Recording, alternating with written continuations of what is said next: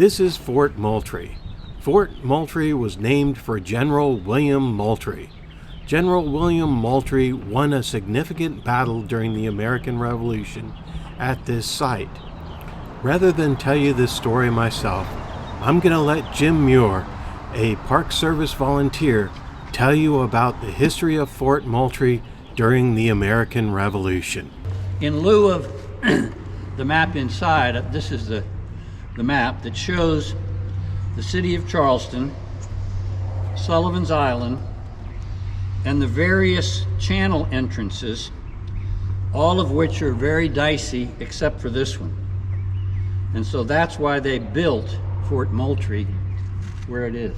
In January of 1776, the mayor of Charleston, who was also the governor of the state, told the governor, the king-appointed governor, he was invited on the next ship out of town. And so the city of Charleston, in effect, seceded from Great Britain in 1776. They figured he'd be back, and so they started building the fort that was called the fort on Sullivan's Island, because if we're lucky, we'll see a container ship come by, and it'll be about 200 yards from where I'm standing, and you'll be able to count the containers. So it's pretty interesting. And the fort, we have a model inside, but now I have to do a picture.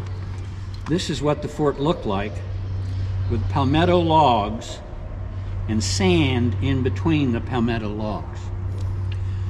And it wasn't finished in June of 1776 when the governor, Campbell, came back on a flotilla of 50 ships, 12 of which were men of war, with 75-pound cannons. The British had 270 cannons. The Patriots at the fort on Sullivan's Island had 31. And they were 18-pounders and 25-pounders that were left over from the French and Indian War. The attack started about 10 o'clock in the morning and went all day. 3 of the 9 ships attempted to go around. The ships were here, and 3 of them attempted to go around and fire from the rear, or into the rear, and they ran aground. The British got 2 of them loose, but the 3rd one they didn't get loose. So when the pennant went up to sail away, the 2 ships joined the other 11, but this one was left, and the Patriots rode out and actually fired the cannon on the retreating British. So that was June 26, 1776, and that is celebrated as Carolina Day in the state for a number of years. We're about to celebrate the 250th Carolina Day of the anniversary of Carolina Day, and the state has already commissioned a commission to make sure that everybody in the United States realizes that there were more Revolutionary War battles fought in South Carolina than any other state. And it's by far a greater number. And the reason it's a greater number is because the same general, General Clinton, who was here with the original 1776 guys, came back in 1780. And he went to Savannah because the British controlled Savannah.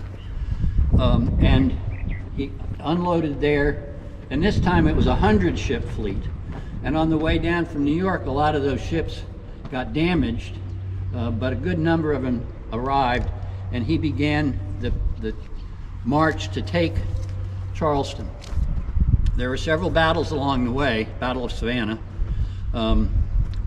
but he came up and he actually laid siege to Charleston. Lots of goings on back and forth, lots of discussion between the town, the city members, and the general, because the general had the ability to abandon Charleston and move all the troops through the waterways and escape. He was persuaded not to do that, and he eventually surrendered. Now, in those days, the protocol for surrendering, if you had a gallant defense, you would be allowed to come out of your fortification flying your flag, and your drummers would play the tune of choice of the victorious army. They were denied that. The Continentals, there were over 1,500 Continental soldiers, were made prisoners. The militia, and there were far more militia than Continentals, swore an oath to the king, and they were allowed to go home. They were given parole. The general who was here, Clinton, was succeeded by his number 2 in command, General Lord Cornwallis, and Clinton went back to New York. Cornwallis was in charge.